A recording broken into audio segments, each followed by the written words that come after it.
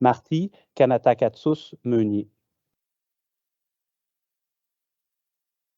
Bonsoir, monsieur. Si vous êtes accompagné, je vous invite à présenter la personne qui vous accompagne. Je vous rappelle qu'on a 15 minutes. Vous avez 15 minutes pour votre présentation et on vous écoute. À vous la parole. Je présente M. Harvey Kachpa de Cherry River. Alors, je commence sans plus tarder. Kwekwe, Sego, bonjour. Je tiens à souligner que les terres sur lesquelles nous sommes rassemblés font partie du territoire traditionnel de la non cédé de la Confédération des Abénaquis et des Wabanakis. Ce territoire a servi de lieu de rassemblement avec d'autres nations autochtones qui parcouraient ces terres qui font l'objet du débat d'aujourd'hui. Les Abénaquis se déplaçaient aussi vers l'océan Atlantique pour rencontrer leurs cousins plus au sud en empruntant la rivière Saint-François, la rivière Magog, le lac Memphremagog, la rivière Missisquoi et le lac Champlain. Espérons que le BAP avisera le ministère de l'Environnement d'adopter une toponymie en langue abénakise ainsi qu'un volet culturel significatif qui tiendra compte de la perspective du peuple abénaki. Je remercie le BAP de nous permettre de nous exprimer sur les enjeux relatifs à l'agrandissement du Parc national du Mont Harford. Je suis très heureux d'être accompagné par un grand sage natif de Cherry River, exproprié dans l'agrandissement du parc durant les années 1970 et qui a accepté d'être parmi nous aujourd'hui du haut de ses 90 ans. Merci beaucoup, Harvey Kachpa, Miigwech. Il aura quelques mots à nous dire après ma présentation. Je salue également les personnes qui ont présenté leur mémoire hier. C'était fort éloquent et instructif. Que ce soit la municipalité de Racine avec des recommandations plus que pertinentes, entre autres à propos du lac Larouche et d'un compromis à venir entre toutes les parties prenantes sur son accessibilité, d'un observatoire de la biodiversité et d'un corridor de connectivité écologique dans la vallée du ruisseau Gulf et de la rivière au Saumon.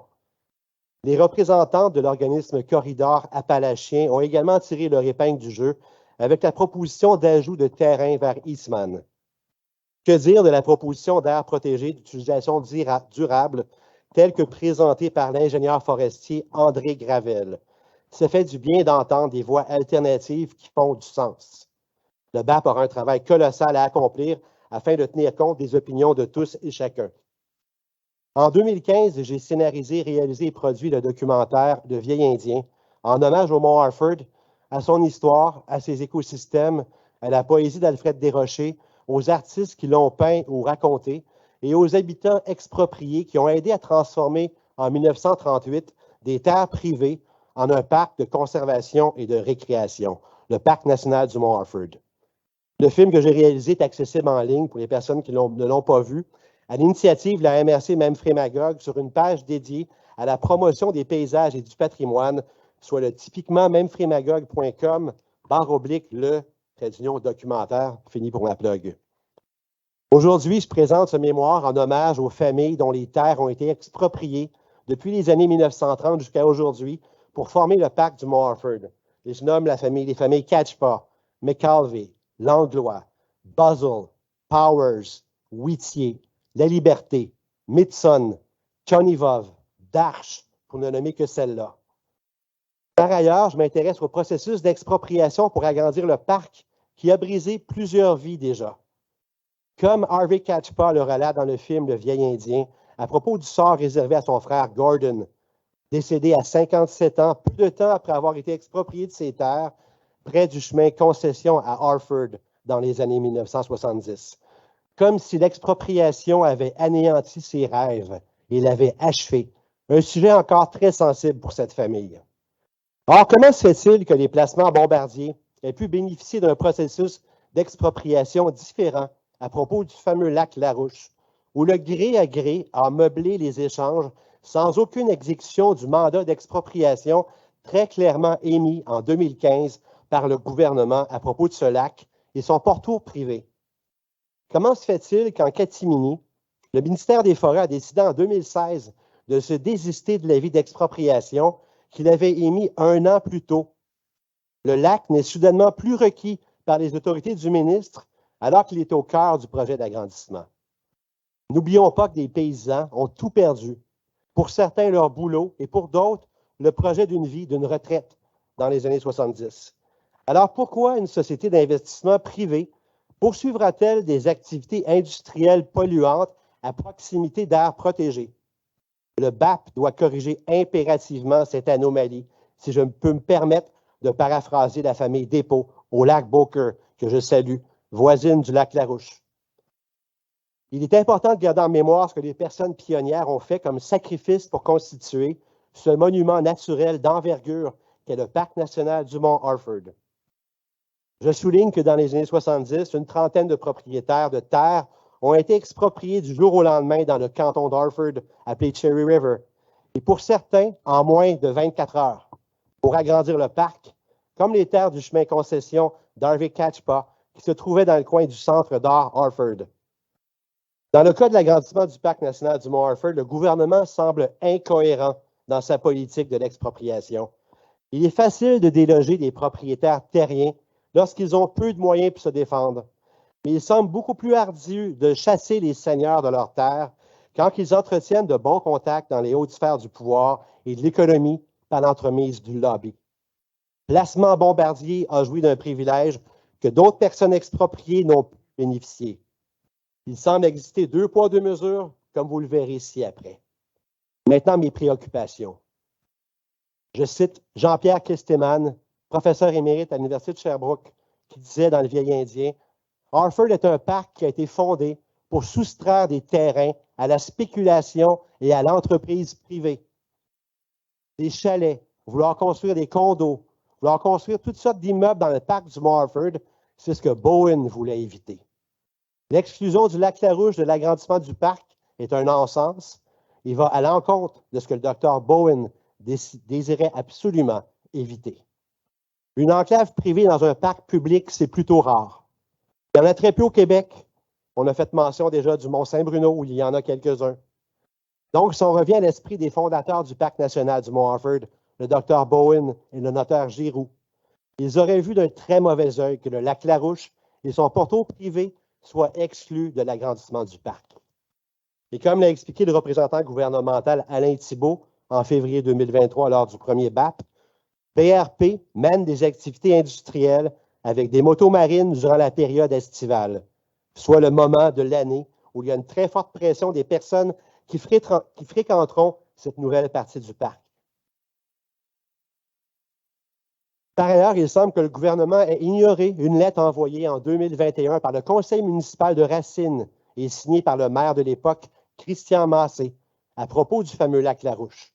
Cette missive demandait l'inclusion de ce lac privé dans le projet d'agrandissement. Le gouvernement a informé Racine par la suite qu'il ne pouvait pas y avoir d'entente de gré à gré, donc il n'y aurait pas d'expropriation du lac Larouche et on ne pourrait donc pas concentrer toutes les activités nautiques sur ce lac pour laisser un peu à frais aux autres lacs de l'endroit. Et pour les besoins de mon film, qui est en la suite du Vieil Indien que je tourne présentement, pour obtenir toutes les communications écrites et comptes rendus de rencontres entre Placement Bombardier et le gouvernement du Québec à propos de l'avis d'expropriation, j'ai dû faire une demande d'accès à l'information, puisque Placement Bombardier refuse de rendre publiques ces informations essentielles pour démontrer une forme de transparence et qui n'en est pas présentement.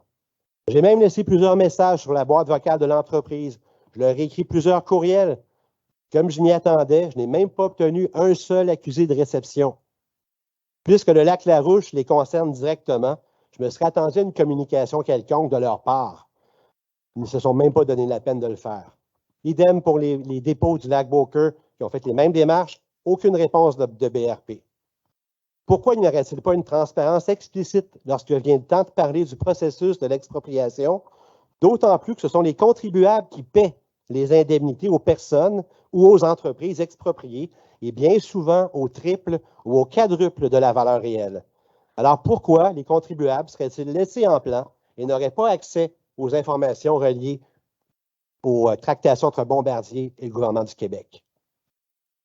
Maintenant, la parole citoyenne que je nomme dans mon mémoire, qui fait suite à une découverte que j'ai faite via un contact à Racine, où on peut trouver dans YouTube une séance du conseil municipal de Racine du 22 juin 2011. J'ai déjà parlé de la lettre de l'ancien maire Massé. Il y a aussi une conseillère municipale qui disait, Lorraine Denis, que tout le monde, je la cite, souhaite que ce soit au lac Larouche. Il n'y a personne autour des lacs qui n'aimerait pas mieux que ce soit au lac Larouche. Elle nomme même les gens du lac Montjoie, du lac Miller, qui souhaitent que le lac Larouche fasse partie du parc.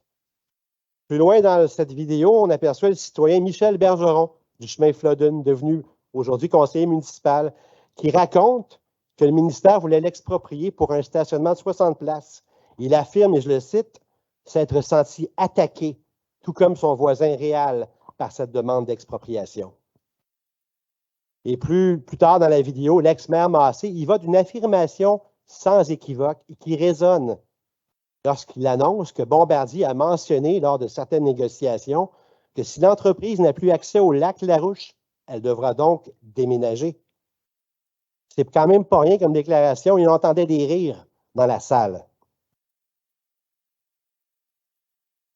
Dans le document publié par le gouvernement qui s'intitule « Projet de modification de la limite du parc national du Mont Harford », on retrouve à la page 52 des appréhensions manifestées par les auteurs de ce rapport, Andréane Gagnon et Alain Thibault, à savoir qu'il y avait des grandes craintes des impacts liés au fait que le lac Larouche soit exclu des limites de l'agrandissement du parc national.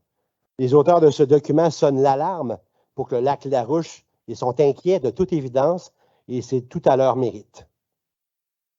Maintenant, parlons des pneus, des vélos à pneus surdimensionnés, pour lesquels je pense qu'il pourrait y avoir des grands problèmes si on se fie au bruit que ces véhicules, ces fat bikes qu'on nomme, peuvent faire dans l'environnement, que ce soit pour les randonneurs de ski de fond, ceux qui font de la raquette. Quand on entend arriver ces vélos-là, ça fait un vacarme monumental. Ils vont aussi causer, durant la période estivale, des grands impacts à la flore en raison du grand nombre de vélos qui vont piétiner les divers sentiers aménagés. Chez les oiseaux, la littérature scientifique le rapporte en de nombreux cas où le bruit peut être une source de nuisance pour ces oiseaux-là. Même chose du côté des amphibiens. La littérature scientifique est très éloquente à ce sujet et il se base sur les signaux acoustiques, entre autres, pour s'accoupler. Donc, devant autant de bruit dans des zones sensibles, il est clair qu'on va perdre une grande biodiversité. Idem pour les rapaces qui chassent en se fiant à leur ouïe. Donc, s'il y a du bruit par ces véhicules, c'est sûr que la biodiversité va en payer le prix. Maintenant, étant donné qu'il existe très peu d'informations scientifiques, comme l'ont rapporté certains groupes environnementaux hier, sur les composantes du territoire, je pense que le BAP devrait faire preuve de très grande prudence pour ne pas trop perturber la biodiversité. D'ailleurs, de quelle manière seront protégés la faune, la flore et les milieux classés comme fragiles si une portion du parc national, à savoir le lac Larouche, ou ses enclaves privées, ne sont pas accessibles?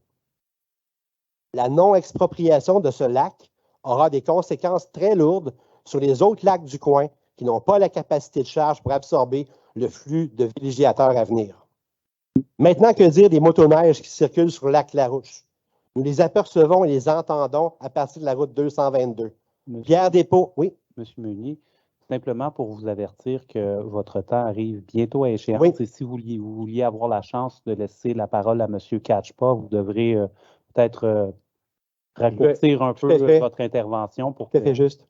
Excellent. Alors, je vais terminer la présentation de ce mémoire en mentionnant que, c'est une suggestion que je fais, que le nouveau secteur du parc devrait être nommé le secteur George Austin Bowen, puisque le nom du fondateur du parc n'apparaît nulle part dans la toponymie du parc actuel. Et aussi, s'il y a des sous-secteurs à développer, j'aimerais qu'une autre section aussi soit nommée en l'honneur de Pierre Rodier, ancien maire du canton d'Harford, qui a mené la bataille pour empêcher la privatisation d'une partie du parc national dans les années 2000. Et maintenant, je vais céder la parole à notre grand sage, M. Catchpa.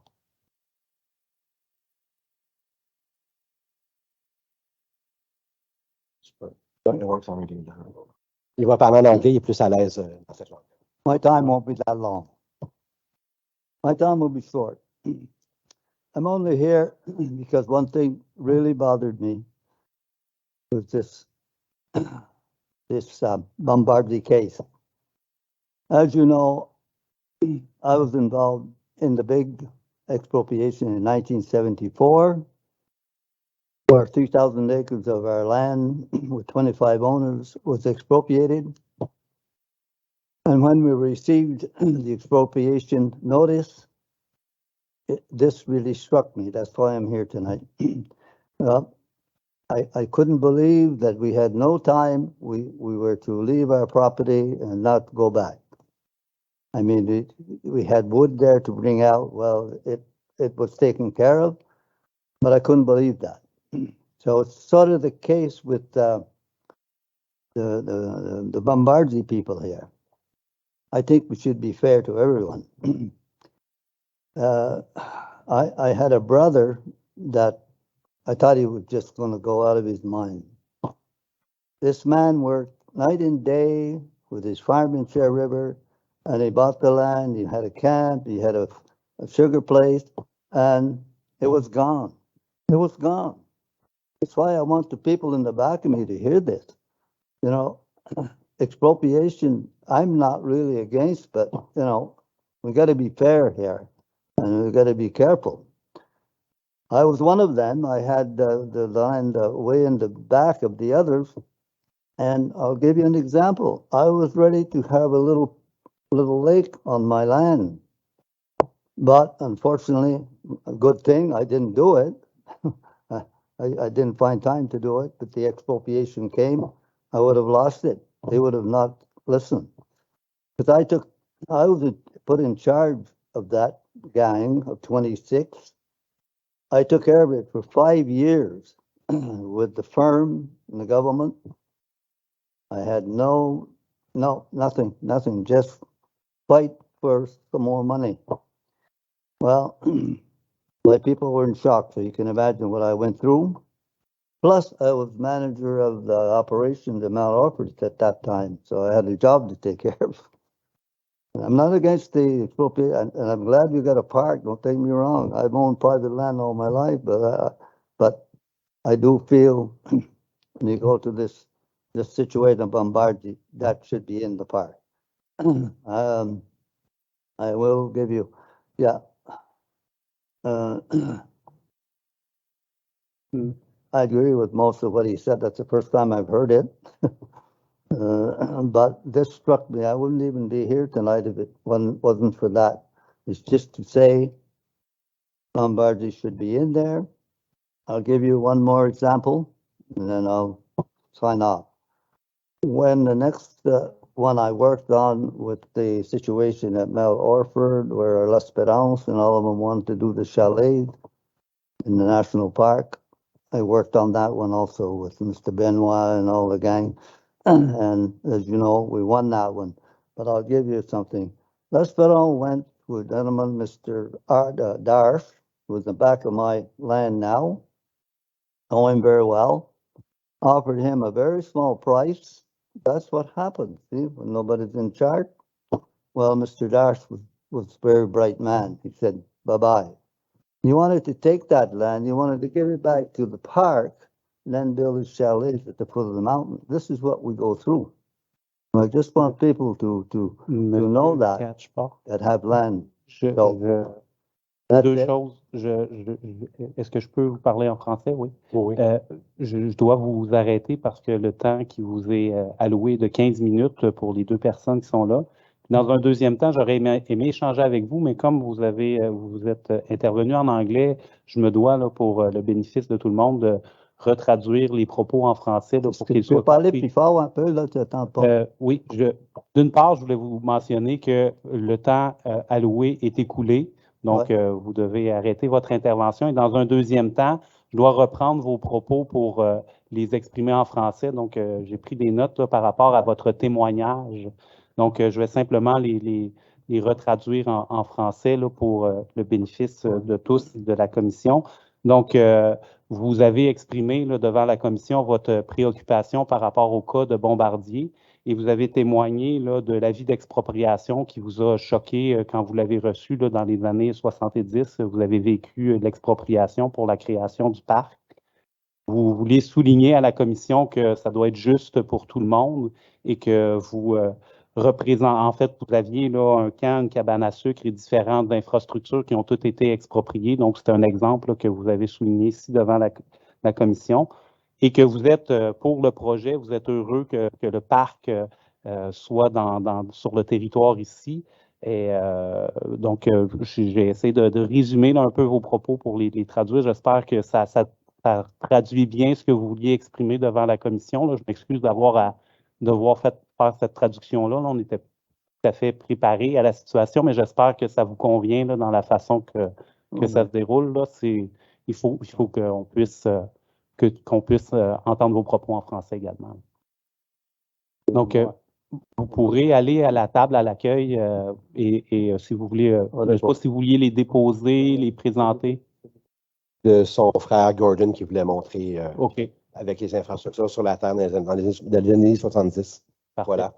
Donc, merci beaucoup, M. Catchpa, M. Meunier, pour votre intervention. Je vous remercie beaucoup. Je vous souhaite une bonne soirée. Vous aussi, merci.